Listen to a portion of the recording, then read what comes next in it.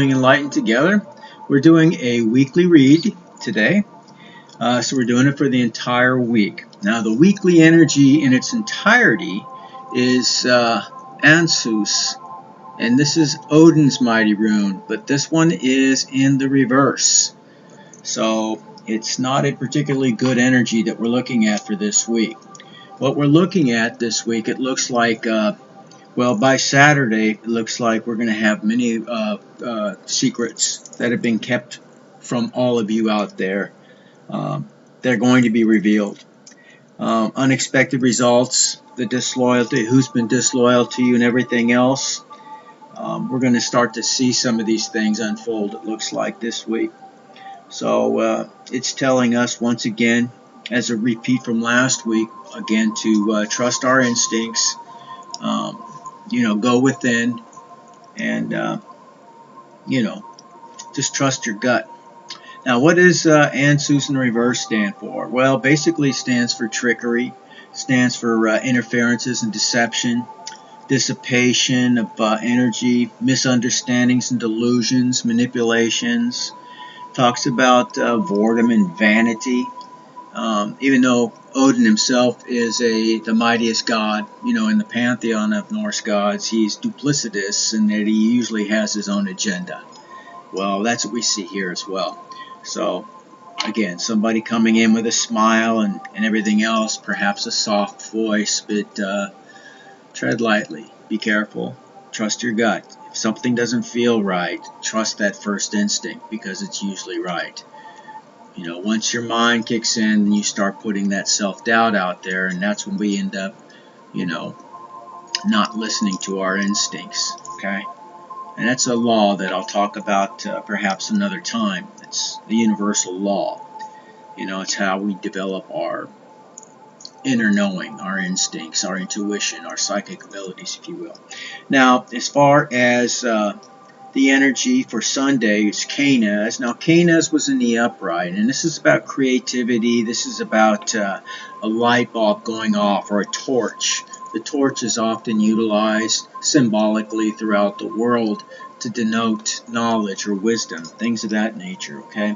So that's what this is all about, having a bright insight. But I'm in the impression that this is really referring to the karmic, and it's kind of sarcastic in this sense, because they have this mindset and they're plotting, planning, and scheming on ways to come back and talk to you.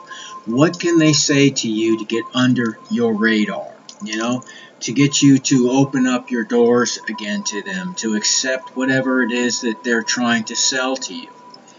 So that's kind of what I'm getting from this feeling here. So they're using whatever creativity they actually have, inspiration, things of that nature. That's really what this stands for. The power to create your own reality, the power of light, new strength,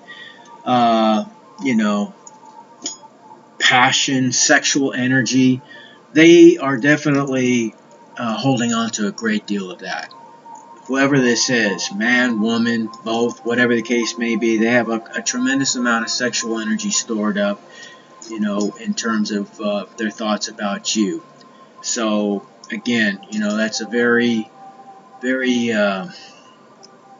difficult energy to overcome, okay, for anybody. If you're healthy and everything else, and they're reasonably attractive in any way, shape, or form, when they come at you that way. And this is why it's so widely a used trick in espionage and everything else, because it works.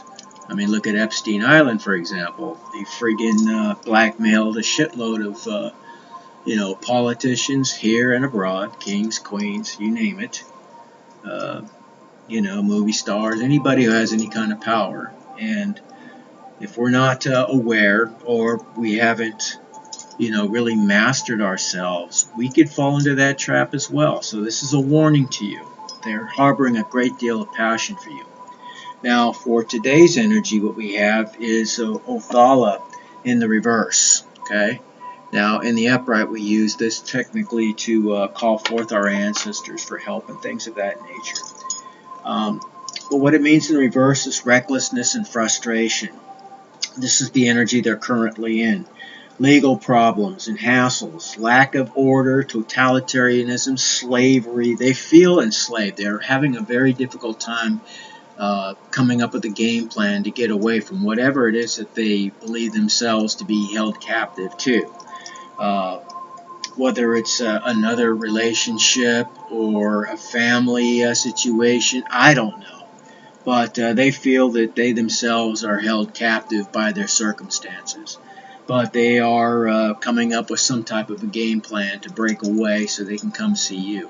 Rest assured, when they come back to you, they're probably not going to be completely forthcoming to you about this other relationship if you're single, and that may be presented to you in a way like, hey, I missed you, blah blah blah blah. I'm trying to come back, and let's get this party started, kind of a thing. Like I said, they have a lot of passion, so just be careful. Alright, now for tomorrow's energy, or Tuesday, we have I saw, and I saw is in the upright, okay? But in the upright, it stands for stasis, static energy, energy loss. Think of cold and what cold actually is. It's not making something colder, it's the absence of heat, or removal of energy, if you will.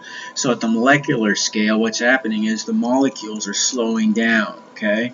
They're spread, or they're actually becoming more condensed, and they're slowing down to a standstill. As they warm up and more energy is applied, they move faster, vibrate more, and they spread out more, okay? It's like, cold air is denser than warm air, to give you some insight from a perspective we can, kind of observe and things of that nature. But that's kind of the energy that we're talking about here. Energetically, they're pretty much at a standstill. They can't move right now, okay? Now, what they're trying to do is seek clarity. And this is also advice for you as well, to go within and seek clarity. Seek your own counsel and things of that nature. And if you're spiritual, then you've probably heard that many times. All that you need is already within you. All the information. Now, I still grapple with that from time to time. It's not always easy to get the information that you're looking for, but it is available to all of us. And again, it's another one of the laws of the universe I want to share with you guys at a future point in time, just to develop and devote an entire video just to that subject matter. Now, for Wednesday's energy, what we have is Radho in the upright. Okay. Now, Radho in the upright talks about the blessed journey. Again, they want to travel towards you, but they're having some difficulties figuring out how they're going to do it. Financial constraints, again, family and friends in the way, perhaps a relationship situation is in the way, but they have a lot of passion to you, or towards you, collective, whoever they are, man, woman, whatever. But that's what they're planning. So what else does it stand for? Well, it talks about purity, becoming the great mother, fertility. There may be a pregnancy related in this situation as well. Again, man or woman. Either the woman may be pregnant or suspecting they're pregnant, or whatever man is coming your way may have somebody else in that current situation. So this is just another one of those complexities thrown into this whole relationship dynamic between you and those in the karmic energy, okay? So again, be advised, they're going to come at you and probably, they may be mild-mannered, a soft voice, saying the right things, very flirtatious. Remember, they have a lot of sexual energy, okay, and that's very apparent here. So do not be beguiled, okay, by them. Alright, so that is Berkana, the blessed journey. They want to travel to you. Now Friday, what we have is Radho again, but this time Radho is in the reverse, okay? Did I show you Berkana? This is Berkana, by the way, the one I just read. Okay, looks like a letter B. And Radho in the reverse, we just had it in the upright for Wednesday, but for Friday, in the reverse, it talks about an upset of plans. So whatever plans they're making, they're basically going to fall through. So there's more delays, more unexpected traveling involved, perhaps even getting lost. That's part of this. Some type of a crisis or some form of rigidity has come into play. Again, stasis, not being able to move. There's injustice, irrationality, disruptions and dislocations taking place. Perhaps somebody was demoted from a job. There's also the delusions that we've talked about several times. And again, Radho in the reverse talks about a possibility of death. So we've seen that a lot over the months. And if it hasn't already occurred in your particular story, it looks like it's going to happen. You know, we see it too frequently, and there's very few runes that actually talk about that, and they only talk about it in one position. So, you know, out of 24 runes and 48 potential, possibilities, either upright or reverse. There's only maybe 2 runes that speak specifically about death out of the 48. So 46 out of the 48 possibilities, they don't talk about it. So it's, nearly a 1 in 50 chance. And yet we've been seeing it quite a bit over the months. So I'm just trying to prepare you. I'm not saying it because, it makes any of us happy about it, how much these people may have, caused us grief and tormented us and everything else. We don't want them to pass away. We don't want them to perish. We want them to grow and to learn, right? Sometimes they simply refuse to do that, and there's only a certain point where there's a line, and once that line is crossed, that's all there is. So. Now, again, getting back to Saturday's energy, as I was saying, it's Perth row, and Perth row is in the reverse. So Perth row talks about secrets being revealed. So something being revealed this Saturday. Some unexpected results coming to your attention. You'll know who has been loyal and who's been disloyal. Stagnation, loneliness, things of that nature. So how this applies to you will be different for each and every one of you, but basically we're talking about karmics, or those in karmic energy I should say, are basically going through homelessness. If they're not already homeless, they're facing the potential of that right now, and they're trying to flee to you, in the hopes that you will help them in some fashion, some form. And they're willing to use, whatever tricks that they have. They may not have much. They may be coming to you for help, financial help. And you have to decide whether you're willing to do that or not, depending on your situation. And I can't really counsel you on that. I can only say, if these were the people that have been tormenting you, wanting your financial demise, your physical demise, if they've wanted, to damage your family, wanted to damage your property and everything else, and now they're suffering from the repercussions of their actions, their karma, to help them out is basically a form of enabling them. You're not allowing them to go through the discipline that God Himself has seen fit to put upon them so that they can potentially grow. So, and that's why we're allowed to go through certain things. Sometimes, growth only comes with pain, right? No pain, no gain. We've heard that a million times, and there's a lot of truth to that. So, but you have to follow your heart, your instincts. And that's where I'm going to leave you.